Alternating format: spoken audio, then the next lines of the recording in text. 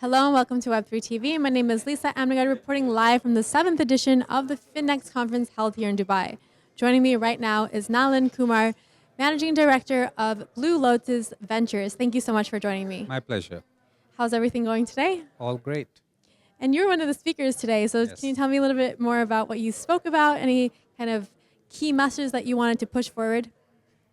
Yeah, so we talked about innovation in wealth tech, the changes that are happening because of AI, blockchain, and how innovation is allowing the mass affluent to get access to what was only available to the very wealthy in the past. Yeah, and there's so many different new innovations. So what are some innovations that you can tell us about? Either it's AI or blockchain. So, there's a lot of decentralization happening. The blockchain is clearly going to make a big difference. There's a trust factor which is coming into because of blockchain. Based on AI, there is a lot of bots which are coming in, agents which are coming in, which are able to scrape a lot of information and personalize the results back to the investor or the user.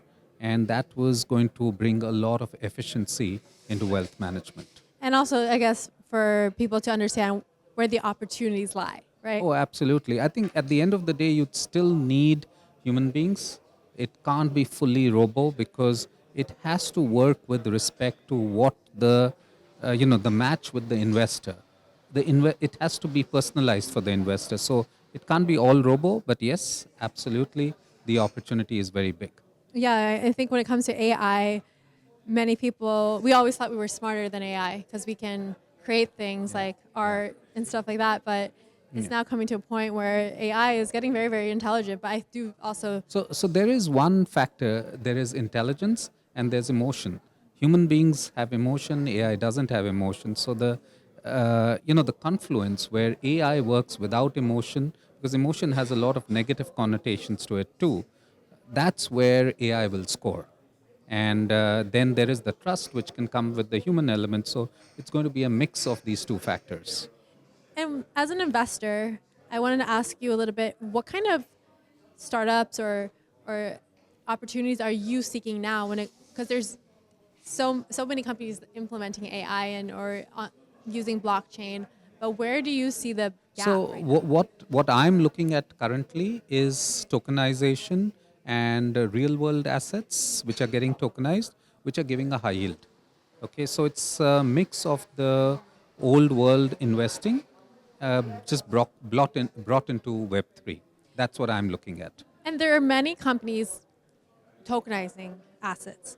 So which types of assets should be tokenized and have the opportunity to create investment? Real world assets, Yeah. which are large in size, which cannot be accessed by a single investor, if your ticket size is not large enough, that's what's best tokenized. So fractionalization, tokenization, I think that's the way to go forward. So are we talking about art? Are we talking about real estate, gold?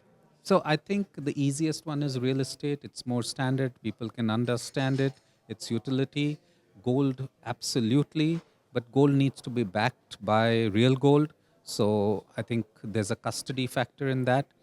To me, art is the next level. It's a little more nebulous, but yes, art can also go in that because it's very hard to own art for an average person. Yeah, yeah, especially if it's the one of a kind art Yes, pieces, you know. absolutely, absolutely. And when we look at 2025, what kind of trends do you see? You mentioned tokenization, but if we look at fintech, Yeah. what kind of trends do you see happening?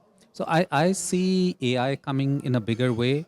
Agents, bots, large data getting analyzed. These, I think, are going to be the trends. As you have more computing power available, that's going to be the next trend. And quicker rollout of product to investors. The life cycle of the product's going to be much shorter.